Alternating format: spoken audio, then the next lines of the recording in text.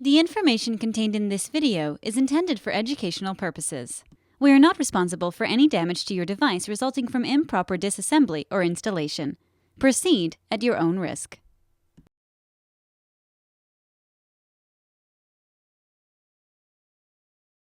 This is Mike from GoCellPhoneRepair.com, and today I'm going to show you how to change the display on a Galaxy S4 while retaining the original midframe. Now, I did another video a while back that shows you how you can buy the pre-assembled midframe, and the advantage to that one is that you'll actually have a brand new bezel. Everything's going to look nice and new around the outside, just below the glass. In this video, I'm going to show you a slightly easier way to do the repair. The disadvantage being you won't get that nice new bezel, but if that's not a concern, the nice thing is it doesn't matter where your phone came from. You can get the display from the same place because all of the S4 AMOLEDs are interchangeable. It's actually the midframe that's different. So what we'll do here is start by removing the battery. Of course, we've already got the panel off the back of the phone. And then we have a series of screws. I would also recommend that you go ahead and take out your memory card and SIM card. You don't necessarily have to do that, but just as a precaution, I tend to remove those along with the battery. We'll go ahead and take all the screws out of the rear frame. And then what you're going to do is pry between the front of the phone and the bezel itself. So there's a very thin gap here that you can go underneath, and as always, you do not need to go very deep inside of the frame itself, and sometimes you can kind of start from the inside here as well to begin pulling it up. But the important thing is that when you're prying around the edges, you want to make sure not to go across where the volume buttons or the power buttons or the charging port are, because if you go too deep inside there, you can actually cut those cables. So again, just a very shallow pry here right along the edges, and that will disengage the clips that hold the rear panel on.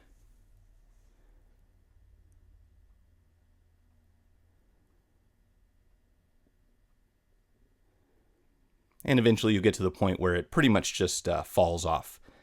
From here, what we're going to do is disconnect all the flex cables and the one mounting screw that holds the logic board into place on the midframe.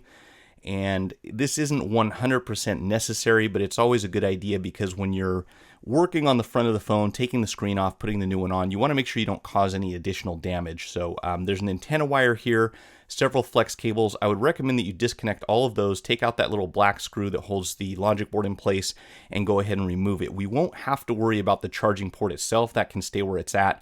But again, make sure that you disconnect each and every one of these flex cables before you remove the logic board.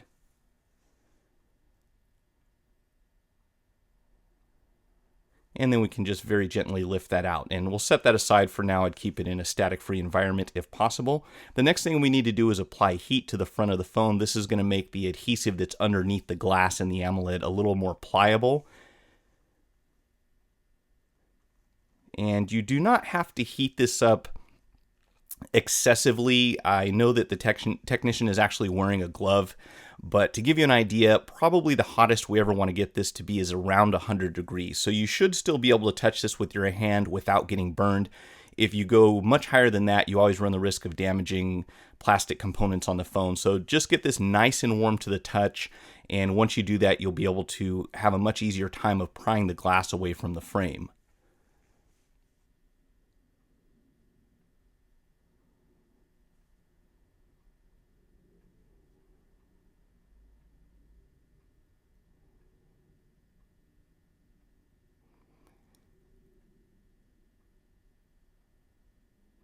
All right, so once we've got that thoroughly heated, we're going to actually go underneath the glass, and the main flex cable here for the display is going to feed through the frame. You can kind of see how it goes between that slot there. So you'll go around the top and the bottom very carefully. When you get to the bottom, you have to watch out for a couple of the cables, the ones that function for the settings and the back button. You want to make sure that you don't go underneath those cables. So you'll see here at the top, not too much to worry about. Just get underneath the glass, and if possible, you want to get underneath the entire display at once. That way it doesn't break while you're taking it apart and make a big mess. And you'll see he's kind of pulling up here and trying to go underneath that foil that goes behind the display. And then, of course, feed the flex cable through the midframe. You can also see here that the glass itself has quite a bit of flexibility. He's got it bent at an angle here and has not cracked. And this was actually pressure damage to the AMOLED, so the display itself is completely black now.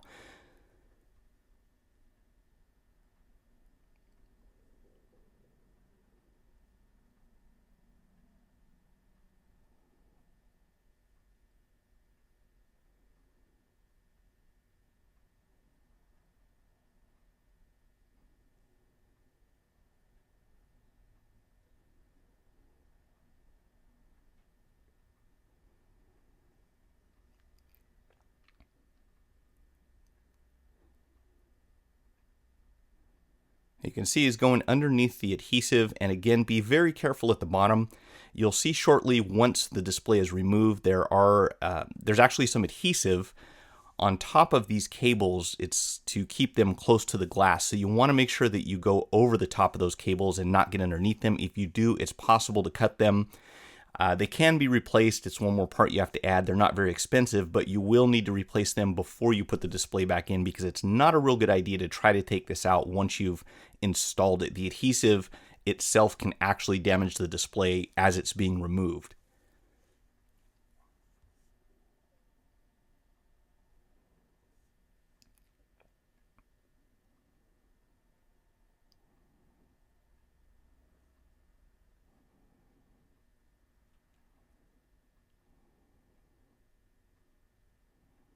You can see here he's kind of separating that adhesive that I mentioned from the glass. You don't just want to pull the glass out until you're certain that you're in the clear in this area.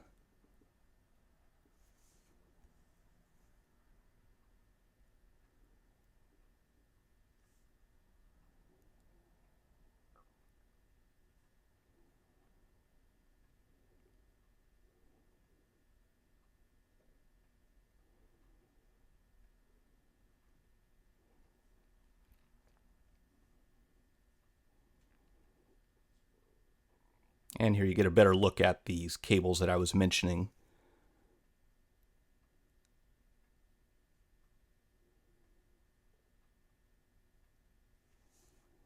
All right, so the next thing we're going to do is prepare to install the replacement part. Be absolutely certain that you check these off on your list. The earpiece mesh and the home button, you want to make sure that those are installed before you put the display in. And then what we'll do is go ahead and remove the old adhesive or any of the adhesive that needs to be replaced. Sometimes you can get away with using parts of the old adhesive as long as there's no glass or debris stuck to them and they still have a sticky property. Otherwise, you'll want to replace that. And what I like to use is this orange adhesive. The link, of course, for the part and the tools that we use for this repair will be in the video description, so you can find everything that we used here. And I especially like this orange tape. It's very heavy duty. It holds up really well. It's just about as good as the manufacturer's glue that they use on the inside. And you will, of course, have to cut it to size just along the top edge of the phone. The replacement screens typically come with their own adhesive. In this case, we chose to add a little bit, which you'll see coming up here shortly. But again, just applying new adhesive, and you want to basically cover as much of the frame as you can without blocking the proximity sensor, the front-facing camera window, or anything like that. So, of course, be careful where you put this stuff in. You don't want to cover up anything that's going to be important.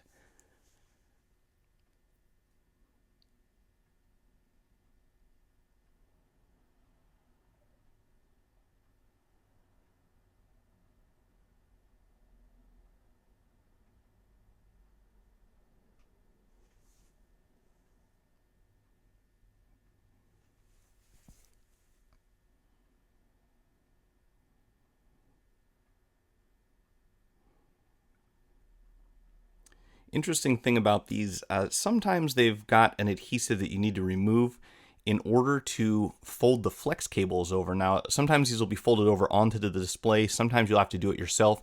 The main thing is you want to make sure that the flex cable ends up in the correct position so that it goes through the mid frame and can attach to the logic board, because if not, you'll have to take it back out again and kind of adjust this. So I would recommend that you put this through the frame and make sure that it's going to line up perfectly with the logic board when you plug it in. Otherwise, it's not going to be much fun. You cannot really move these flex cables up or down. So the only way to make sure that it's aligned properly is to test it before you do the final installation.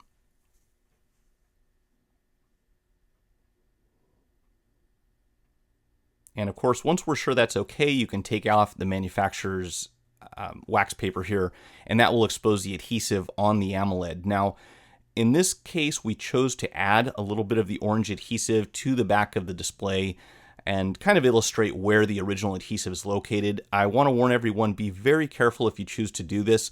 We found that it sticks much better to the AMOLED than to the frame itself initially, but you want to make sure that you don't put any pressure on the back of the display. The AMOLED displays are very, very sensitive. Right now, there's nothing protecting the back end of it, or the back side of it rather. So you do not want to apply pressure in this area where you see the orange gold colored stuff. So we're just going to very lightly stick this together, but again, don't push down whatever you do.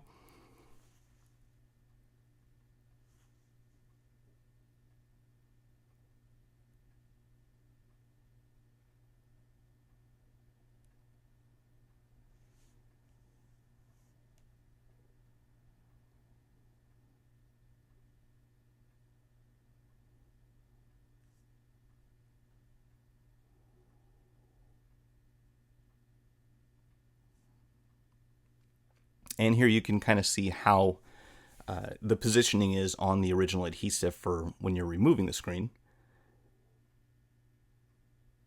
And then we'll very carefully go under and peel the wax paper off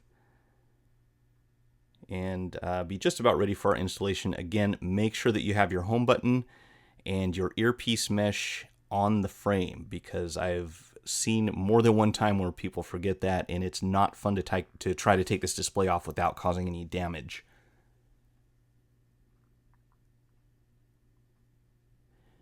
We did find that applying heat to this adhesive before installation also helped it to hold better. It makes it a little more pliable again, so it seems like it's a lot stickier.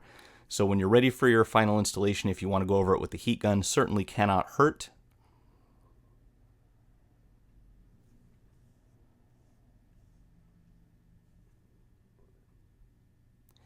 And then, of course, what we want to do is just go around the edges and make sure that everything is nice and flush.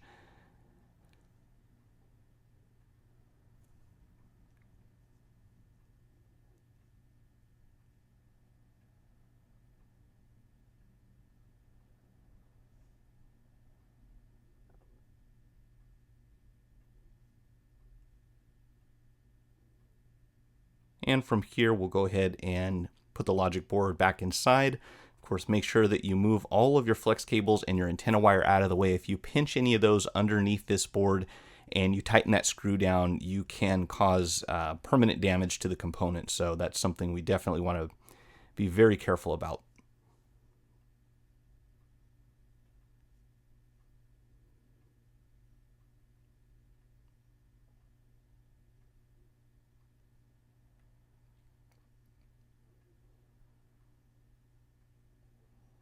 And you get to see in real time here just how fun it is to plug these antenna wires in. Also, do make sure that that antenna wire is installed in the proper channel down the side of the phone. If you don't, it is possible to pinch the wire with the rear housing during installation.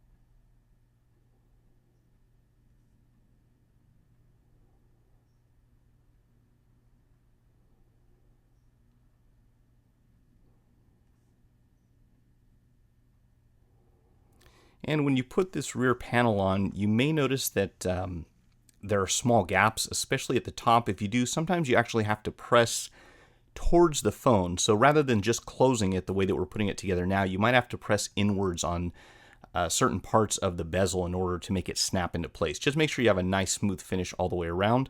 We'll go ahead and put the screws into the rear panel, turn on the phone, test the display, and that's pretty much it.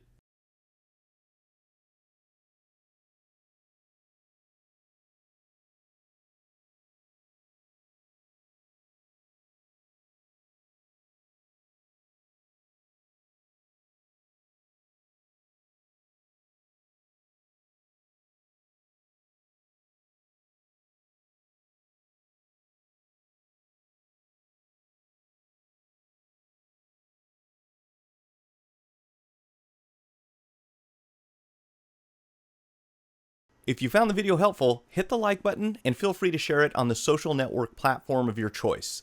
Check out some of my recent repair and product review videos, and visit us on the web at gocellphonerepair.com. Thanks for watching.